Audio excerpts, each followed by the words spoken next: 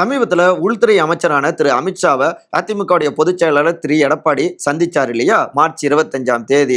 இந்த தேதியிலிருந்து முக்கியமான ஒருத்தர் ஊடகங்களை சந்தித்து பேசுவதையே தவிர்த்துக்கிட்டாரு. இதுக்கு முன்னாடி தினந்தோறும் அவரு சந்திச்சு பேசுவாரு. இன்னும் சொல்ல போனா அதிமுக பாஜக கூட்டணி நோ கூட்டணி அப்படின்னு முதல்ல அறிவிச்சதே அவர் தான். புரிஞ்சிருப்பீங்க, முன்னாள் அமைச்சரான திரு ஜெயக்குமார். தற்போது இப்ப பாஜகவோட அதிமுக நெருங்குறதால அவர் கூடுதல் வருத்தத்துல இருக்காரு.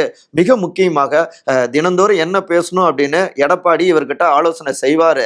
ஆனா டெல்லிக்கு போறது குறித்து எந்த விதமான தகவலும் தரல. இப்படி பல விஷயங்கள் வருத்தம் அப்படின்னு தகவலுங்க.